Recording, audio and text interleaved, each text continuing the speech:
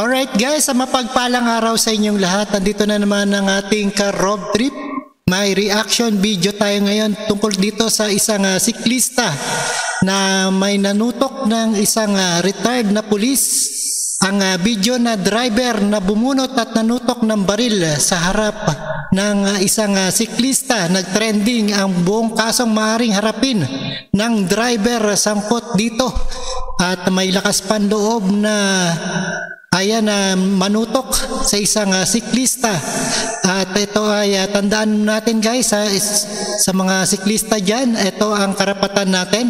At panoorin guys dito sa Legal ba to? Viral ngayon ang tagpong yan, nakuha sa kahabaan ng Quezon Avenue sa Quezon City.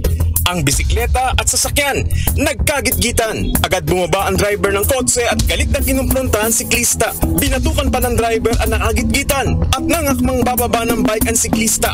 Biglang bunot ng baril ang driver at ikinasapa. Ang mga ganyang tagpo hindi na bago sa mga kalsada ng Metro Manila. Pero ano nga ba ang sinasabi ng batas tungkol sa pananakit at panunutok ng baril? Yan ang ating tatalakayin sa Legal Bato kasama si Attorney Buko de la Cruz.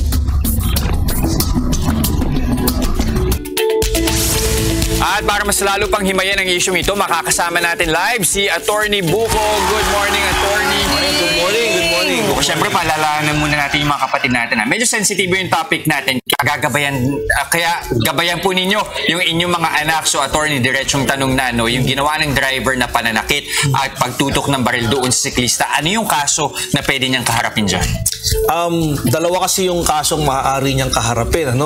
Unang-una, yung panunutok ng baril. Ang intensyon niya kasi ay manakot. Ito ay grave threat. Kasi hindi naman niya pinutok eh. Yung pagbatok niya sa siklista, ang layunin nun ay parang ipahiya lang naman eh. Hindi naman talaga saktan. So yun ay slander by deed. At ito po ay may parusang pagkakulong, 6 na buwan hanggang 6 na taon. Iba pa yung kaso nung pagtutok doon sa pagpinatok niya. Kumbaga, may separate ka na cases na ipa-file. Kung sakasakaling pinaputok niya, kahit hindi doon sa tao, kahit kumari, tama. Nirelease lang niya. Kung yung baril ay tinutok at pinutok sa taas, ibang kaso siya. Alarm and scandal. Pag-iskandalo. Pag yung itinutok na baril ay pumutok pero hindi tinamaan, attempted homicide. Pagka naman tinamaan pero hindi namatay, frustrated homicide. Pag namatay, homicide. So lahat yun, basta maglabas ka ng baril na out of rage, may... Yes. Threat na agad yun. Kasi kaya mo siya nilabas para takutin eh. So, grave threat. siya sa baril, na maghawak ng baril. Yes, kasi ginamit mo yung baril mo para manakot. Okay. At least malinaw yan sa atin. Okay. Tatanong ko lang, yung slander by deed, kasi pala pagka ang intention mo is pahiyain yung tao, pwede mong pwede yung mag-reflect sa iba pang ginagawa natin kahit hindi na road rage ang pinag-uusapan. Correct. Yung pagsampal sa isang tao, actually ay slander by deed. Hindi siya physical injuries.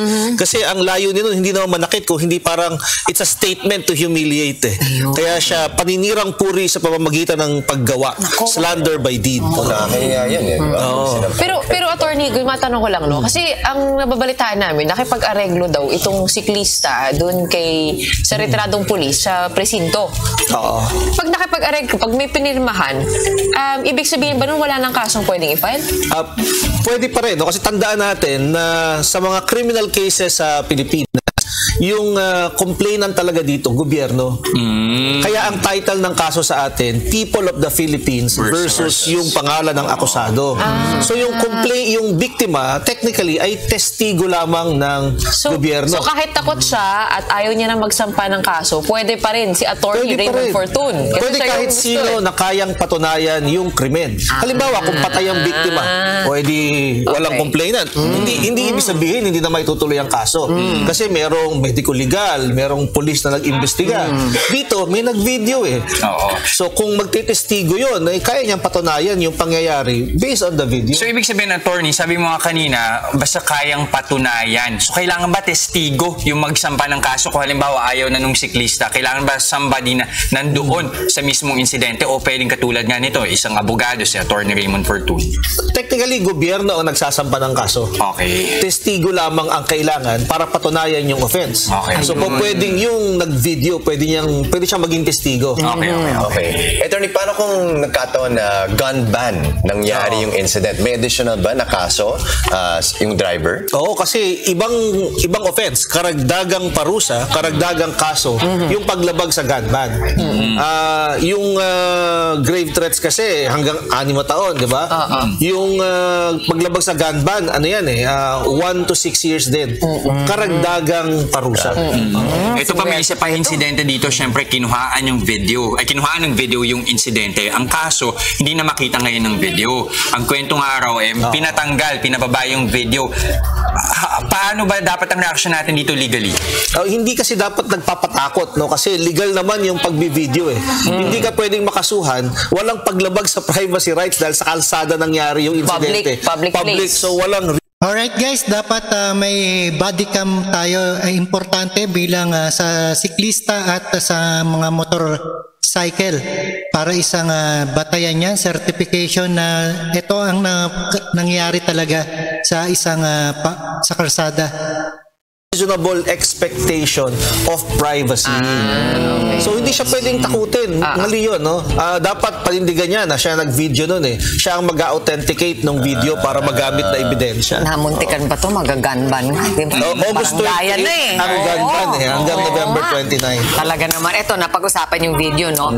Ito nga, yung siklista, yung damage dun sa kotse na UP raw kasi. Pero kung makikita dun sa video, hindi naman ganong kalaki yung impact nung bike, no? Pero matibay ba na ebidensya yung nakunan na video para depensahan yung siklista?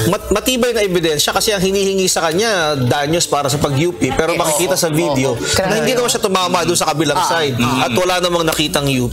Admissible as evidence yung video, no? Under Section 12 ng Data Privacy Act, exemption yun eh. Hindi na kailangan ng consent ng mga nasa video kapag gagamitin ito para sa pagsasampa ng kaso. Attorney, para lang sa mga manonood ngayon, no? Pag sila naka-encounter na ganito, na medyo mainit yung ulo, na bang paalala po ninyo na gagawin namin? Kasi minsan, nababalisa na kami, hindi na namin alam gagawin. Ano ba yung number 1? Ano ba yung dapat hindi namin gawin? At para namin mapoprotektahan ang aming sarili. Dapat as much as possible, do not provoke. No? Okay. Para i-minimize natin yung pagtatagpo ng dalawang mainit na damdamin. So, avoid confrontation. Kung pwede, i-document, i-video, i-record para ma-prosecute, makasuhan later on. Kalma lang. At kalma. Ayun. Hindi pa nagagalit. Halimbawa, nilabas ko yung phone ko, nag-video, pero yung isang tao biglang nag-init yung ulo, nakitang video. Nangyari sa amin yun, nabangga kami, kinuha yung phone ng kasama ko, tapos nilagay sa floor. Yun. Pwede ba yun? Kaso yun. Kaso yun. Kasi yung gamit mo, personal yun. Malicious mischief yun. Kung ang layunin niya, inising ka, sirain yung gamit para di mo magamit na pang-video. Maganda Pero yan. kailangan may physical touch. Yun na, yung gamit ang kinakailangan niya makuha. Personal property. Naku, meron akong evidence. Alright guys, napakinggan natin lalo na sa mga siklista, motorista at ang nagmumotor dyan at kailangan natin ng camera na para mapakita at mabantayan at ang ating karapatan dito sa karsada at sa mga iba dyan. Nakakopwa natin siklista, ingat lagi tayong lahat. At ito ang isang video at tandaan po natin pag may karapatan tayo, dapat natin ipaglaban yan. At maraming salamat sa inyong lahat and peace out guys!